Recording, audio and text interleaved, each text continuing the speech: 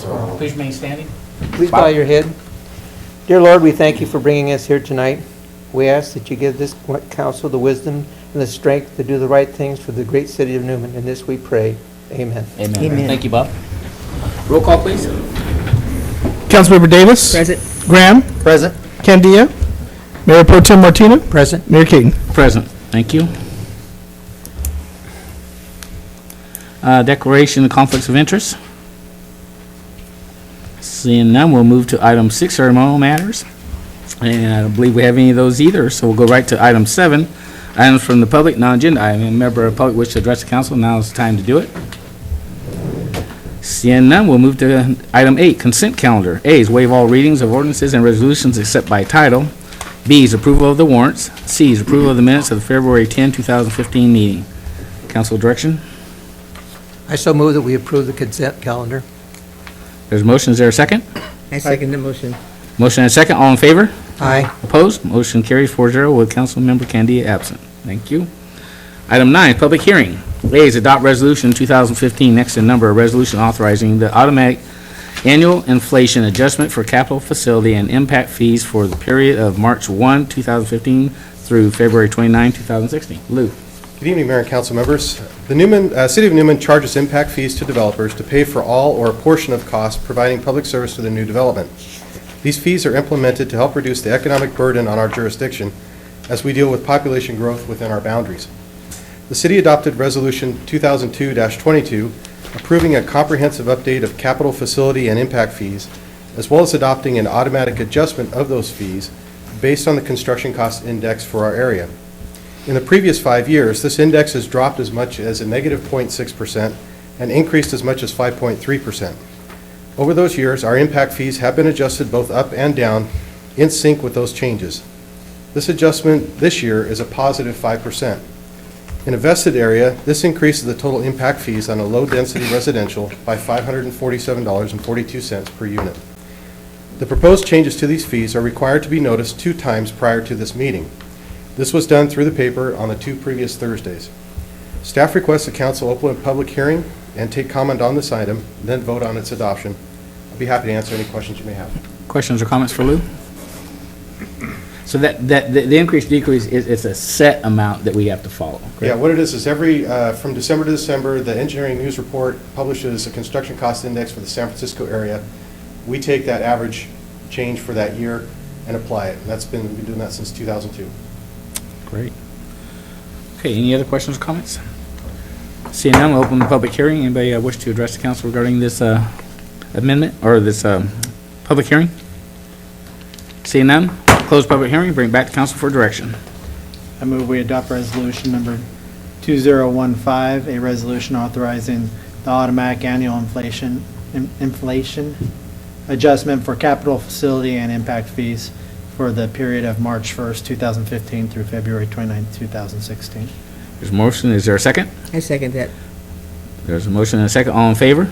Aye. Opposed? Motion carries 4-0 with Councilmember Candia absent. Thank you. Item 10, regular business. A is report on appointments to fill the vacancies on the Planning Commission and Architectural Review Committee. Michael? Thank you, Mayor, members of the council. Tonight, we're looking to you to consider these applications for the Planning Commission and the Architectural Review Commission. The Planning Commission is an advisory committee that serves to the council. What they do is they look at land use issues and make recommendations on some items to the council. On other items, they make full decisions, and they are appealable to the city council. Their job is to look at the zoning ordinance and the general plan and make sure they're consistent, making sure that all the impacts that may be created from any land use decision is mitigated, and that we are complying with state California Environmental Quality Act laws and regulations. That's also known as CEQA. Tonight we currently have 4 vacancies on the Planning Commission. We have 3 people that have currently applied. Miss Deborah Allen, who's a longtime Planning Commissioner, she's asked for reappointment. Mr. Leland Coleman, who's unfortunately out of town today and could not attend, but he's an existing Planning Commissioner. And then we have a retread, someone who's been a Planning Commissioner before, and we'd like him to come back, and that's Mr. Timothy Parker, and so he's put in his name. This is a very important commission. Again, They look at all the land use decisions, and moving forward, as the city's considering and investing, we're doing the Northwest Quadrant Master Plan. That item will go to the Planning Commission before it comes to the City Council. They'll vet the project, they'll look over the master plan, they'll look over the environmental impact report, and make a recommendation to you, the council. So it's a very important decision. This is going to be a big year for the Planning Commission, so we want to thank those three for applying. Unfortunately, even with these three, we'll still have one vacancy, and we'll continue to advertise open until filled. And if somebody comes in, then we will obviously bring that back before you at that time. Same type of thing with the Architectural Review Commission. Again, Architectural Review Commission, they just make sure any new building permits that are being applied for in the community, and specifically and most importantly in the commercial district, are consistent with the building and the theme of the downtown and the highway district. But that it's not just related to commercial and industrial. We also do that in residential projects when you can see the project from the street. Those projects have to go through architecture review. It's an important feature when you look at the central residential district with the letter streets behind us. You know, some of the older homes in town, you want to make sure that it keeps that common theme in there. And so we kind of retain the historical look of that neighborhood that so many people enjoy. So with that, we submit these names for your consideration on these two committees. And I can answer any questions that you may have. Well, obviously, it's good that our citizens continue to volunteer, and Tim, thanks for getting back in the mix. For the sake of time, unless the council wishes to interview the three people that are here that want to serve, or the two people that are here that want to serve, Leland could not be here. He's shown interest to continue. Mr. Crow and Bob Dare has suffered a loss in his family, so he couldn't be here. So I entertain a motion from the council as to the direction you'd like to go with these candidates. I make a motion the candidates be approved as new members of the... There's a motion. Is there a second? I second it. Motion and a second. All in favor? Aye. Opposed? Motion carries 4-0 with Councilmember Candia absent. Thank you, folks, for continuing to volunteer. Appreciate it. Yeah. And like the city manager said, you're going to have hasn't been busy in the past couple of years, but it will be this year. There's a lot going on, so your pay is, thank you. We appreciate it. They get paid more than that? What was that? As long as we don't get chased down the street. Well, you just got to learn to run faster. Or at least run faster than Timothy. Or carry a gun. No. Thank you so much. We appreciate it. All right. Okay. We'll move on to item B then. Adopt resolution 2015, next in number, a resolution to initiate a proceeding to vacate that section of Stanislaus Street and notice of hearing. Michael? Thank you, Mayor, members of the council.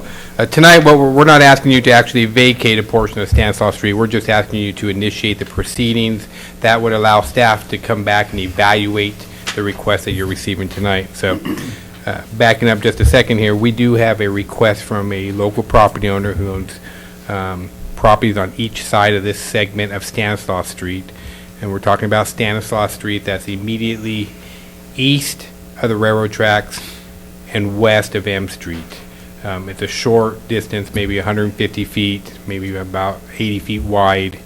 It's in disrepair right now. There are no utilities within that roadway in that strip. The road is barricaded at the railroad track, so you can no longer cross. In the past, those barricades were not there, and cars were able to traverse over the railroad tracks onto the west side of the railroad tracks, but that is no longer the case, as the railroad company did put up barricades. So in seeing that, the property owner has requested that the city consider vacating that land. And by state law, when you vacate the land, and this is a right-of-way, each portion of that land goes back to the original property. So half would have came from the property to the south, half would have came from the property to the north. Those properties would then be vacated back to those particular properties, in question.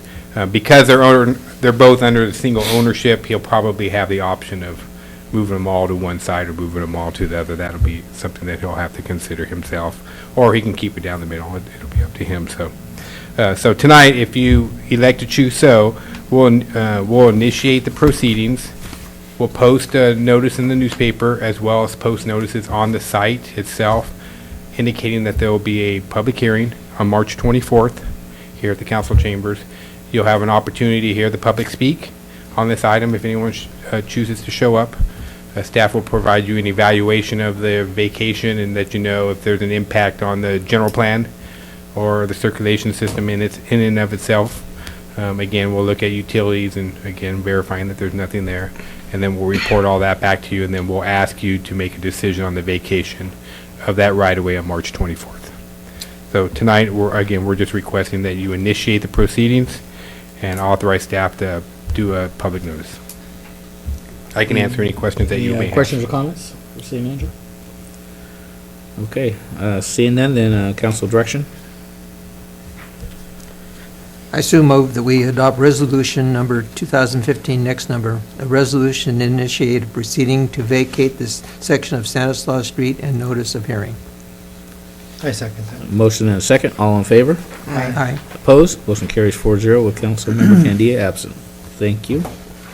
Okay, we've got item 11, items from Supervisor DeMartini.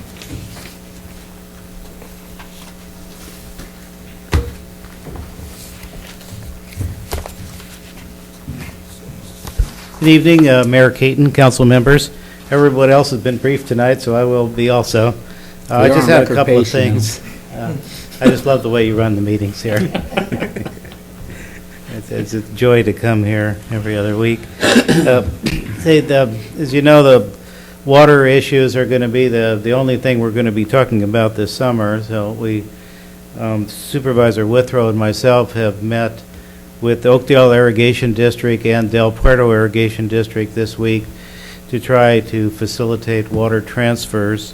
As you know, it's the county's policy that water from Stanislaus County stays in Stanislaus County, and with Del Puerto Irrigation District receiving zero allocation this year, sources of water from wherever we can get them is going to be important to keep the agricultural community viable, especially orchards that can't follow that ground, so water has to be found.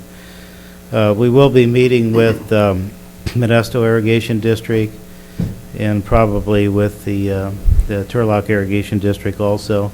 Water transfers are very complex, but we have systems in place where water can be transferred from one district to another. And one of the greatest needs that I see is Del Puerto Irrigation District.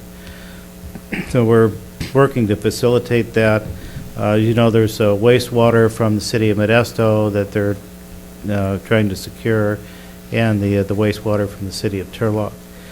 But there is additional water that could come from the Oakdale Irrigation District. You know, it might be 10 or 20,000 feet, but it's you know, it's not a real lot of water, but you know, it's water that they don't have right now. So I wanted just to make you aware of that. In other topics, the Healthcare Task Force will meet at Gustine City Hall on Thursday, March 5th. We have two presentations there, one from a faith-based group who is interested in partnering with us on projects on the west side, and there will be a presentation from the health plan of San Joaquin, who is also going to make a presentation. They were the group that provided our speaker at the Health Summit a couple of years ago. And the Health Summit is on the agenda too. We're trying to make preliminary plans from that. We've had it at the West Side Theater the last few years, so hopefully we can have it there again. We're going to be starting to set that up. It takes a while to put something like that together, but we're looking at probably about a mid-August date. And tomorrow I'll be meeting with the United Way for the first time too, and they're interested in our group also.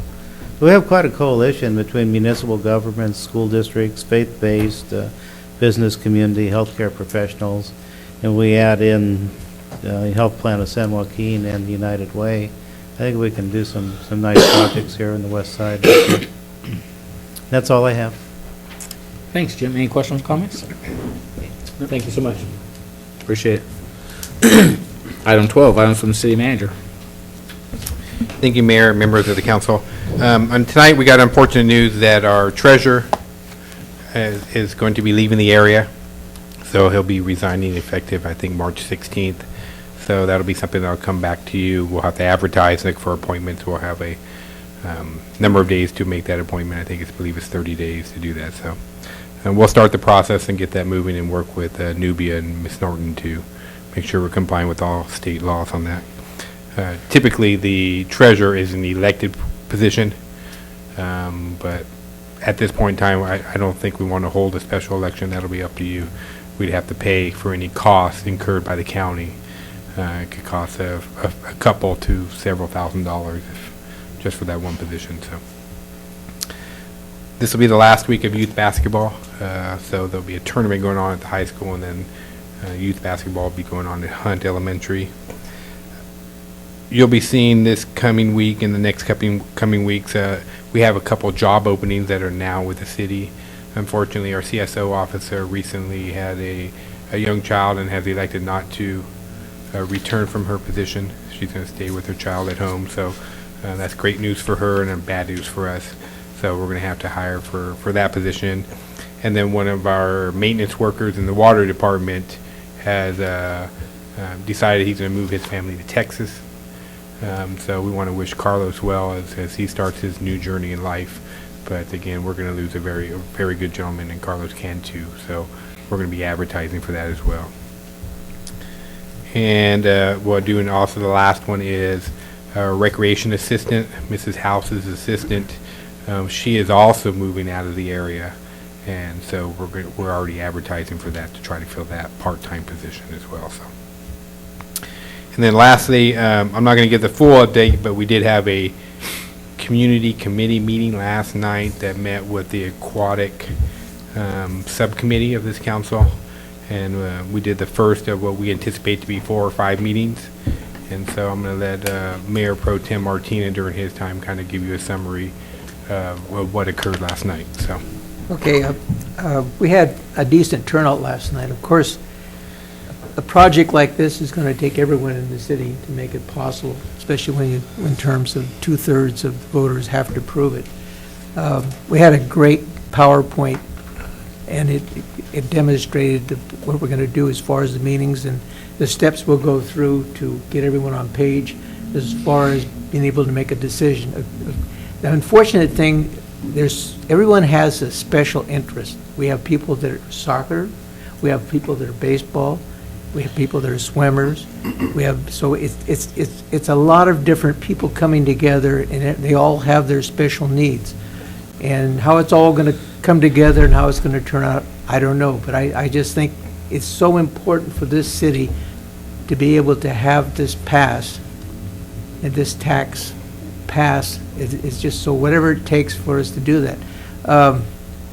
I think what most people in the committee should do, they should wait. They should listen to the information as it comes out before they want to say, I want a soccer field or I want a baseball field. So we have to get everyone in Newman to agree.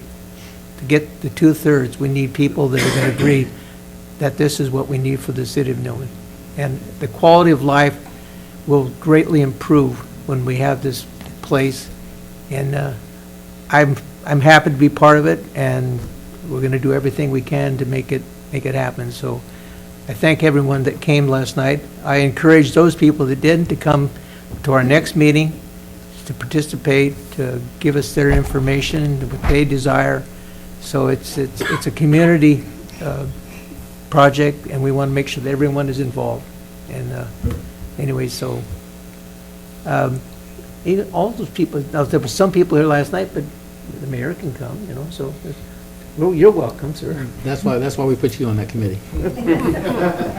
But anyway, it's something that's important to this community, and I think it's one of the biggest projects that we've ever attempted.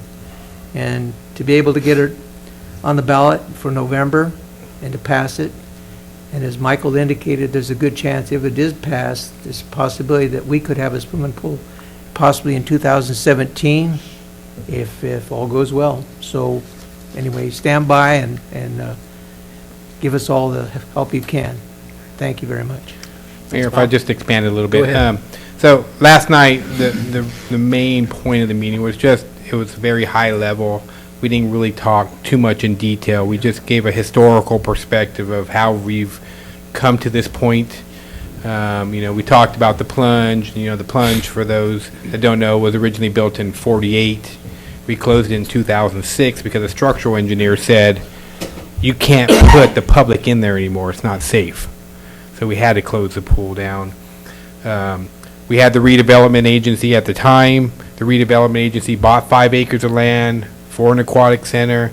The city and the redevelopment agency paid for construction documents. We're 80 to 85% complete on the construction documents. We were just waiting for the plaza to be built, and then we were going to roll into the next project, which was going to be the Aquatic Center. Unfortunately, at that particular time, the state of California legislature and the governor killed redevelopment. So you no longer had a revenue stream to pay for the construction and maintenance of this particular facility. We applied for a couple Prop 84 grants. We actually became a finalist the first year. Unfortunately, we were not chosen. The second year, they changed the criteria and made us less competitive. So again, we were not chosen to be funded. It's difficult to find grants because, there's not that many grants out there for a $5 million or $4 million aquatic center, whatever we decide what that final product's going to look like. So putting together, 250,000 here and 150,000 here takes a lot of effort. And if you can't spend it in that short period of time, you lose it and it gives you a bad mark. So when you go out to apply for grants before, they'll say, well, we gave you a grant, you didn't use it. So it's been very difficult for us to try to get that done. So we've come up with this new funding option. It's an assessment. I'm not going to go too much into detail, and that's kind of what we're doing with the community committee. The next meeting is March 9th. It'll be at 6 p.m. here in the council chambers. We have the notice on our website, and we've talked to the newspaper about it as well. And we invite everybody to attend. We're really going to dive into the numbers. We're going to dive into, what it costs to build an aquatic center, what it costs to build some other recreational opportunities, and what it would take from our citizens in terms of an assessment to get that done. And so it's an educational process and trying to see how it's received. And so that's where we'll be at the next meeting on March 9th. So just a reminder, we will be meeting in here on the 2nd and 4th Mondays of the month at 6 p.m. And we expect to be there probably through April. So maybe about 4 more meetings is what we think. We have it down for 3 with an extra 4 just in case. We'd like to get this to your level at the council level in May, because towards the end of May, early June, you need to make a decision as a council on whether or not you can support what the community committee has put forth in terms of an ordinance and put that on the ballot. So I can answer any questions that any of the council members may have at this time. Any questions, comments for city manager or Bob? Okay. All right. Thank you, Michael. Appreciate it. Thank you, Bob. Okay, we'll go to staff reports. Chief. Evening, Mayor, council members. Before you tonight, we have our taser presentation that you guys asked for to bring forward to you. So this is body-worn cameras. Taser is probably the most prolific company out there for the camera systems. Who majority of people are going with, majority of agencies. It seems to be the best product at the time. Taser does have multiple mounting options. You can put it on your shirt, zipper shirt, utility belt, your pocket. There's also an attachment for the windshield. There's attachments that go off of those for sunglasses, for headbands, up on your lapel. So there's multiple ways that they can be worn. This little box is probably to scale, Graham, if you would agree with that. It's roughly about the It's size. about that size is what you see in the picture. The picture you see here up on the board is about how big they are. Okay. They're not very big at all. Okay. So it does have a 130-degree wide angle lens. One of the neat features about it is it has a 30-second buffering, so if you get into something, you can press the button, it goes back 30 seconds. What it doesn't have with that is audio. The 30 seconds back, it does not have audio. Has 12-hour battery life, low light recording capabilities, and the docking system is when you use evidence.com, what I'll get into in a second, it's very simple. You just plug it in, you walk away, everything's done for you. It charges it for you, uploads your videos to the evidence portion. Getting into some cost, the first year, you can see the cost is about $25,000 to purchase the equipment and the licenses for evidence.com. That would be for 18 cameras for our officers, our reserve officers, and our CSOs. So we would need 3 docks that go along with that. They hold 6 apiece, so money there. Evidence.com is what everyone is using. You plug them in, it uploads automatically to evidence.com. They store your data for you. We talked to our IT department about, because you have the option of self-storage, but the server cost and maintaining it and assuring that the video is going to be there when you need it, evidence.com is the way to go. That's not the option that we would choose as our own server. You can purchase devices. They look like smartphones, basically is what they are, but they don't have capability like a smartphone. You can't use them for anything else other than to view your video. The officers can view their videos. They can see it in real time. Those are about $3,600 to purchase those. Our recommendation would be use that $3,600 to purchase smartphones, and we would pay the bill, the increase. All the officers have phones currently. But they're not smartphones. We would just transfer their bill over. So you have about $3,600 for smartphones also to purchase. The current phone plan is about $270 a month roughly for the officer phones. It would double pretty much from $30 to about $60 to $80 right now. I went to the $60 range to about $540 a month or $6,500 per year for the phones. Year 2 is about $5,000 for licensing and storage estimates. Now this is Taser and Evidence.com's opinion on the amount of cameras that we have, what other agencies have, and how much storage they believe. But if we go over that, it costs more money. And I believe Modesto PD, when they first went to them, they gave them an estimate, and Modesto PD went through, I think it was in the first week, what they anticipated for the whole year and storage. Is that an accurate statement? Yeah, it was destroyed in the first week. Yeah, so it all depends on how much they're used and what they are used for. So year 3 is about the same for $5,000 as an estimate. So our grand total over the 3 years would be about $36,000 or $43,000 if we went with the cellular phone plan, which that factors in the monthly payments of the phones. And like I said, storage increase from years 1 through 3 based on estimated storage needs. And those are just estimates, so until we have them, we wouldn't know exactly how much data we're going to be putting through them. Some pros and cons.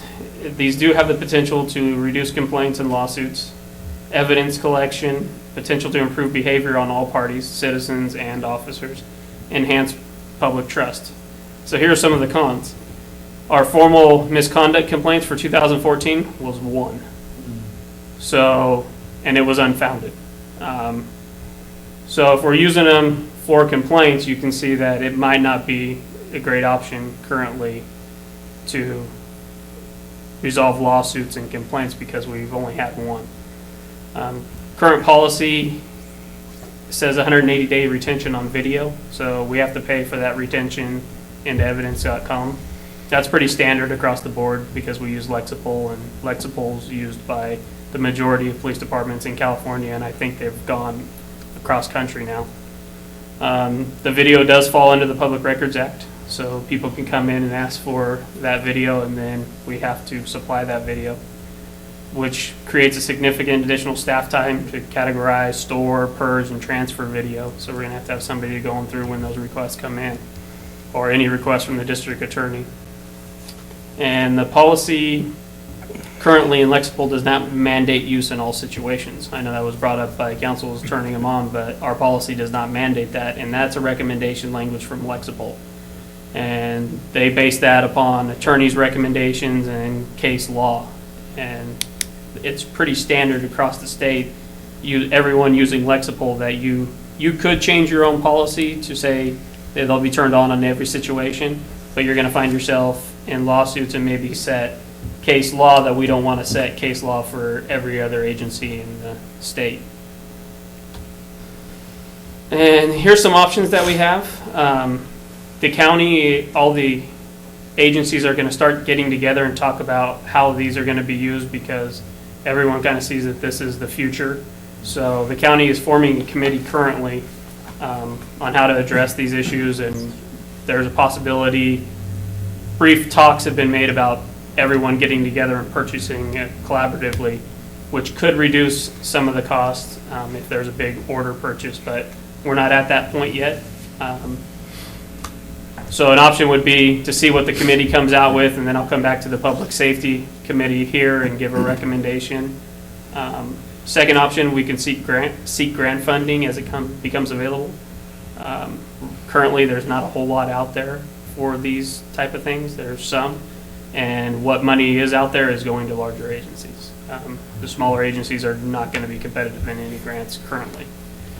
But that might change. You know, the government's saying they want all agencies to be wearing them, so that could change in the next couple of years. So, and our third option is proceed with purchase now. I mean, if you guys feel that this is somewhere you want to go, the money's there. The money's not there in our budget, so it'd have to be something that would be placed in our budget for these. So it'd be kind of your opinion. So, not asking you guys to make a decision right now. I'm just kind of giving you the options of what's out there. Give me some direction back to me, and we will go from there. We'll bring it back to you with a formal council presentation. So with that, I'll be happy to answer any questions. For me, I just, because I think we're very fortunate, and it's been pretty much a standard for all the years that I was even on the police department here. We're fortunate that our officers don't generate a lot of serious citizen complaints. And I think I attribute that, to the leadership, past and present. The potential is always there. We all know that. But I think also when we hire our people, we try to hire, what we think are the best candidates, and you train them well. I'm still a firm believer in tape recorders, that kind of stuff, Back in the day, I used to, make our guys carry them and turn them on, and it's your best defense. When somebody is in complaining, and then when you play that tape back to that citizen, it usually diffuses a lot of the complaints. If in my mind, if we were dealing with a lot of citizen complaints for whatever reason, they didn't like the way the officer smiled, didn't like the way the officer did this, didn't like the way the officer did that, or the officer was rude, the officer did that, I would be, it's not that I'm not in support of this, I'm just not sure that we're there yet as a city and as a police department. My personal, I don't know that we're there yet, that we have to arm our officers' self-protection with cameras. It is a great tool, no question about it. I'm just not convinced that we're there yet, that we need to arm our officers with cameras. That's just my opinion. I know Bob has a different opinion. He likes the idea. Well, I think accountability, There's no question there is accountability, but I guess my comment is that I think the chief is holding his officers accountable. There's due process involved for a citizen's complaint, and I would say if our officers were just out running and gunning and playing cowboys and doing that kind of stuff, and we were generating a lot of complaints, the accountability is there. But I think a big part of the accountability comes with supervision, and if you have supervisors on the street with your officers, and and I used to tell my guys all the time, if you're right, I'll support you and I'll back you 100%. If you're wrong, say you're wrong. Let's get over that hurdle and let's move on to the next step. And bottom line in police work, you lie, you die, you're done, So I think law officers are cognizant of that. But again, for me personally, I don't know. The expense in my mind is cheap compared to a lawsuit, if you're on the losing end of that.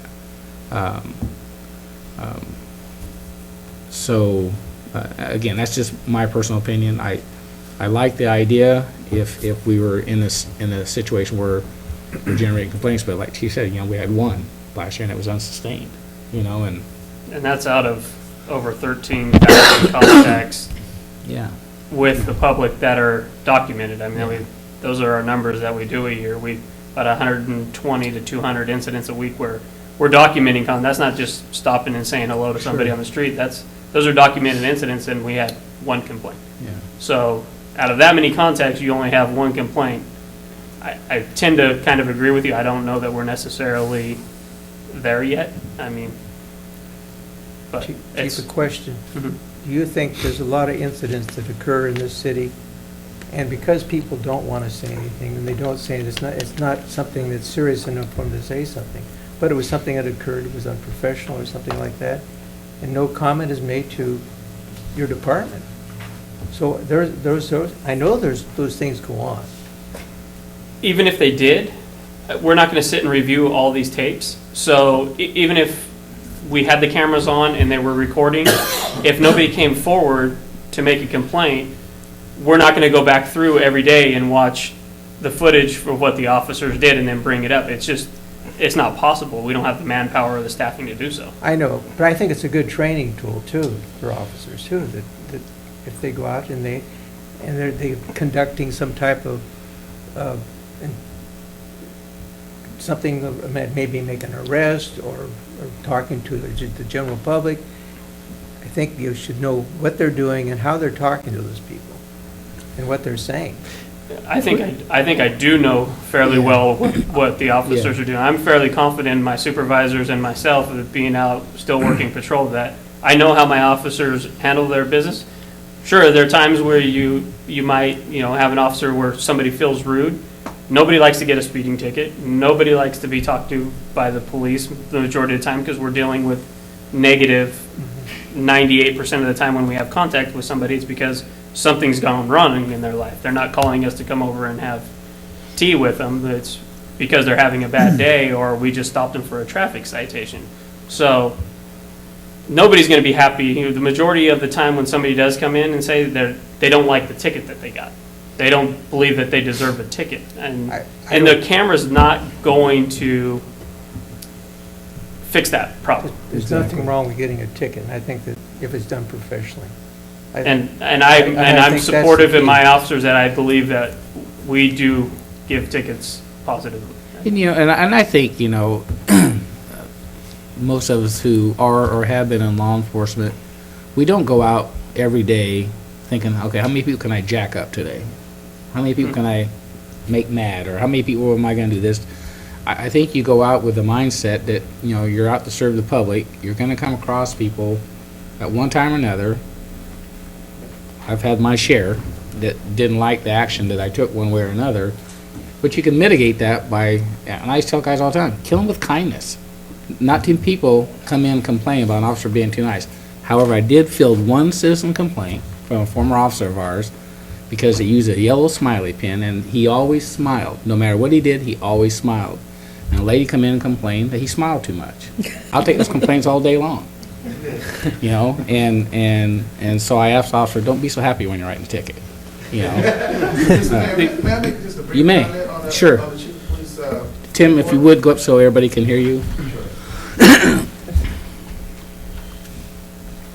State your name and address. Oh, no problem. Timothy Parker, 661 Balsam, Newman, California. I just wanted to make a brief comment about the taser, because I'm from a larger agency over in the Bay Area with BART, and we've had them for some time. And one of the considerations when you talk about it as a budgeted item, I think the eventuality is a lot of police departments across the nation are going to be granted funding, particularly from federal sources, from what you've been seeing in terms of what's been going on nationally. And having experienced that in a close way with our agency at Barton, having had some officer-involved shootings that drew national attention. The taser camera is an excellent tool, and it's something that the larger agencies are moving forward to, but it can be a considerable budget cost. And for our small town to have had one complaint during the course of 1 year that was officially investigated, it doesn't warrant the big brother eye of the camera to dictate that officers are proceeding in a professional manner. If they weren't, then you would have much larger number of complaints than what you're seeing. So to that extent, and having been in the profession for some almost 27 years now, and having been wearing a TASER camera routinely for almost the past 3 years, our town, it just doesn't really fit currently, in my humble opinion, that it would warrant it, particularly because of the budget concern. When Councilmember Graham was saying in their city, it took about a week or two before they met that whole year contingent plan. You find out that you use them quite more often than it may be actually necessary just because you have it. That source of cost really adds up. So it's just a cautionary tale, I think, in terms of what our city has had to grapple with, particularly with what we're looking at with the sport aspect of trying to gain attacks and things of that nature. We have to really be conscientious of it on the financial perspective. Thank you. Thank you, Tim. Chief, do most of your officers or any of your officers carry the micro cassette digital recorders? They do. Okay. I don't know that all of them do, but I know some of them do. And one does religiously, and he records. Yeah, and I you know, if I was a young officer, and if I'm a veteran officer still, I just think, you know, especially with those digital recorders, they're so small, you fit in your pocket or on your gun belt. When you got somebody going screwy on you, if you just hit that button, to me, I would purchase that myself as a defense mechanism.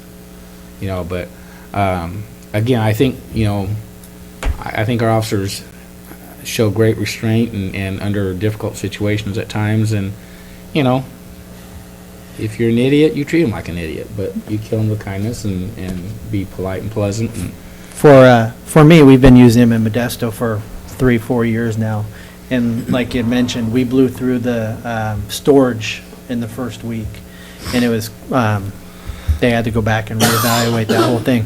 But we were one of the first agencies, large agencies, to have them up here, and they're a great asset, great tool. I don't think our city's there quite yet for them. I think if we kind of follow along with what's going on nationally, as Mr. Parker said, that there's going to be grants coming down. They want to go towards this, and I think that at that point, then it would be something for us to look at. One of the other things is these things are coming out. There's a lot of questions coming into the courts about the issues with them and privacies. You know, you involve or you interview somebody on some high cases, some big cases, and all that stuff is at public record, and including rapes and murders. And so if you're wearing that becomes public information. They can request access to that, and that's not protected at this time. And so that, I think that opens up some privacy concerns too. And some of that stuff will be playing out here in the next year or so as we move forward. And I think, personally, I think it's something that we're going to go to at some point and need to go to at some point, but it's probably better just to wait until the opportunity comes to jump on grants. And Mayor, if you'd like, well, as you saw, can you back up one slide, please? As you see, there is a county-wide committee, you know, under the direction of the council and myself. Our chief will continue to participate in that county-wide committee and continue to look at this. We'll probably continue to seek grant funding for these particular options as well. So we're going to continue to do all these things no matter whatever unless you go with decision 3 right now, which is to purchase it now. But if you don't, we'll continue to work forward and number 1 and number 2, continue to work with our public safety subcommittee and the council as a whole. So we'll just seek your guidance on how you would like us to proceed.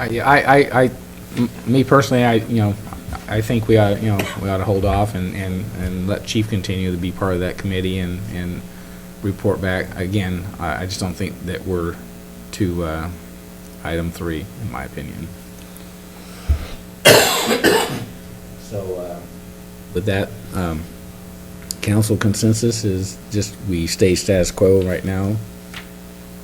yeah, Okay. have Chief keep on following up with it, with the committees. Thanks, Chief. I'd just like to make one comment. I'd like to thank the chief for the report. That was an excellent report. Very good. Thank you very much for covering all parts of that. Thank you. It was some might help from Lieutenant Short. I can tell you one thing. In a matter of a few years, you'll have a camera on.